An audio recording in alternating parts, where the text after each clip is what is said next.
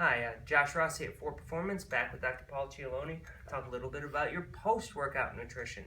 The last video you saw, or that we did, talking about how to fuel for the workout, whether it's morning workout, lunch, afternoon workout, just making sure you're showing up with something in your system, but not too full.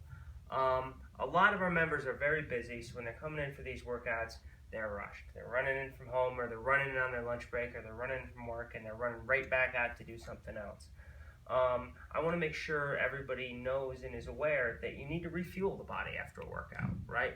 The workout, especially the higher intensity interval training stuff that we're doing in our group fitness class, is really doing a lot to break the body down. So I want to ask you some good ideas, simple things they can do, habits they can develop to refuel and rebuild the body.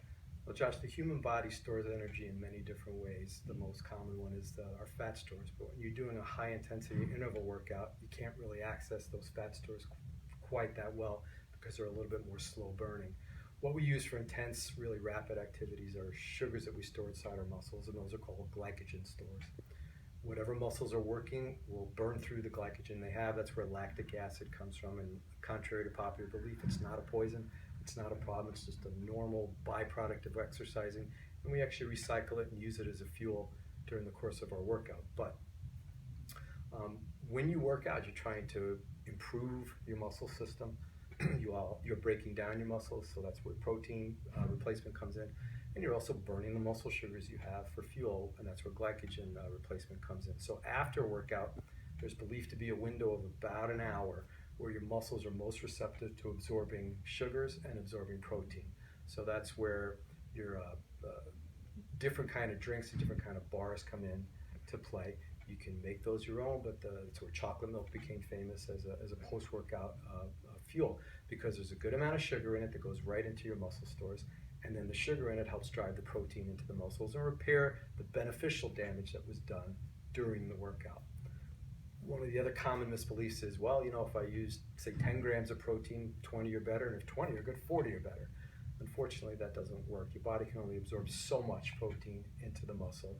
For a big man in about the 200 plus pound range, it's about a 20 gram maximum that he can absorb in that hour after the workout. And for those of us who are smaller than that, proportionally less.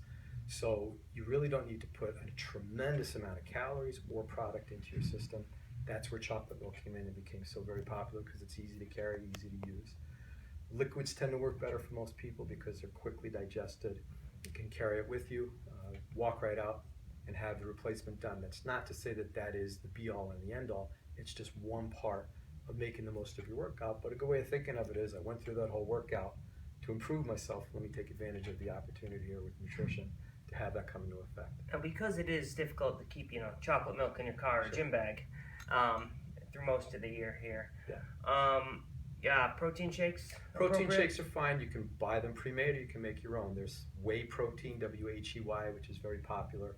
The reason that works is it's derived from milk, but it's very quickly digested. If you've used a lot of whey protein in the past, if you use too much, you get very gassy. That's because you can't digest it. So you have to keep it within that 10 to 20 gram maximum that most of us can absorb. And adding the glycogen. Adding sugar to it carbohydrates is going to drive the sugars into the muscle stores of glycogen, and also help drive the protein into the muscles to repair the beneficial damage that the workout did to the muscle fibers that were exercised. Okay. Now, by sugar, you're talking about adding not scoops of sugar to your protein shake, something a little more substantial? Mix your protein shake in a juice, mix your protein shake in a juice drink. It's one of those rare times that we say, it's okay to use sugar. In a pinch, you could even use a soda if you had to. We prefer not, but in a pinch, you could use that soda to drive some sugars into your glycogen stores. But a lot of studies in athlete populations as well as in fitness populations have shown that if your glycogen stores are high before the workout, you can work out longer, more effectively, and for an athlete, stay in the game longer and not require a substitution. So commonly you'll see in games where athletes typically get substituted around the 40, 50-minute mark, they're running out of fuel. They're getting so tired and so beaten down, but they're fit machines of human performance. It's just that they weren't well nourished before the event. Okay. And when the pros do it, you can see that it's something that all of us can benefit from learning about. Absolutely. So protein shake's a good solution. What if, I take the 5:30 class here and then I'm going right to home to eat dinner? Do I still need a protein shake? It's not a bad idea to take something with you if you're working to build muscle and you're also working to replace the sugars in your muscles that we call the glycogen store, simply because it's harder to replace those after that 1 hour window. You don't need a tremendous amount.